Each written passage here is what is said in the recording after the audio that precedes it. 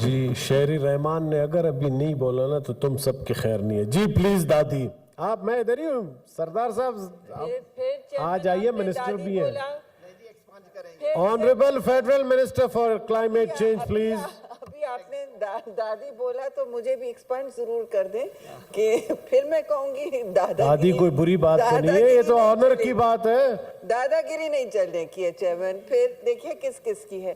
سر serious بات تھوڑی سی میں یہ کروں گی کہ بات تو مجھے پھر میں اختصار سے ہی بات کروں گی, بٹ ایک مسئلہ اہم ہے. اس سے پہلے سینسس کے حوالے سے چیئرمین صاحب, کیونکہ یہاں ڈیبیٹ چھیڑی گئی ہے, تو بات یہ تو میری اپنی تنظیم سے ضرور میں کہوں گی کہ موقف ہمارا ہے کہ یہ سینسس کی بات, اور سب کو پتہ ہے متنازع ہوتی ہے اور لوگوں کو اس پر آبجیکشنز ہیں کہ کون سے سینسس پر الیکشن ہوں گے, اور حلقہ بندیوں پہ ایک نئی کھولتی ہے, ٹائم کا ایشو ہوتا ہے, تو یہ نہ استعمال کیا جائے الیکشنز میں تاخیر کے لیے.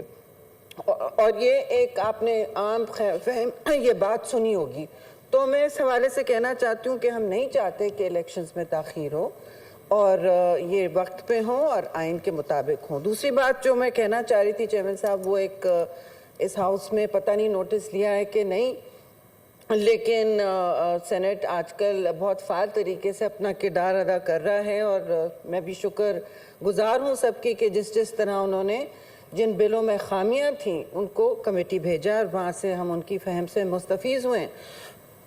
چیئرمین صاحب جو ایشو ہے چھوٹا سا تو نہیں ہے, بڑا ایشو ہے, وہ ایک سینیٹر رخسانہ موبائل بند کریں ورنہ ابھی ضبط کر لوں گا.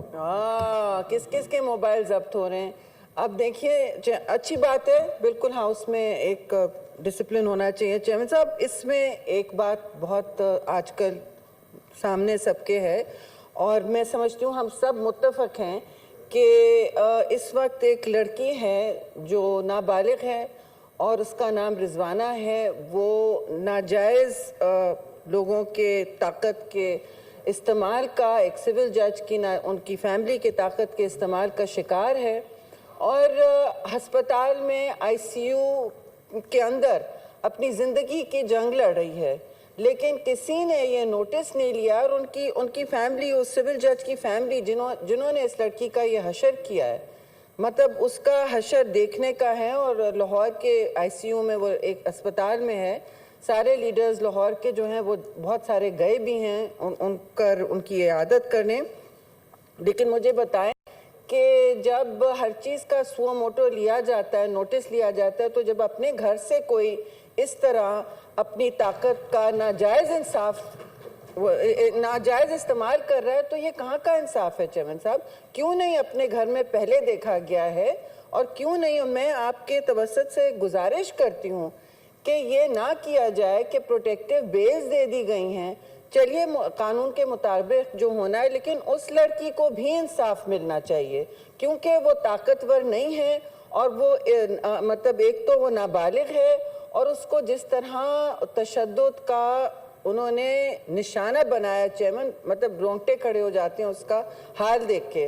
اور میں ٹی وی چینلز کا بھی اس وقت میں شکریہ ادا کرتی ہوں کہ وہ اس کی شکل نہیں دکھا رہے اور نظم و ضبط کا کر رہے ہیں استعمال.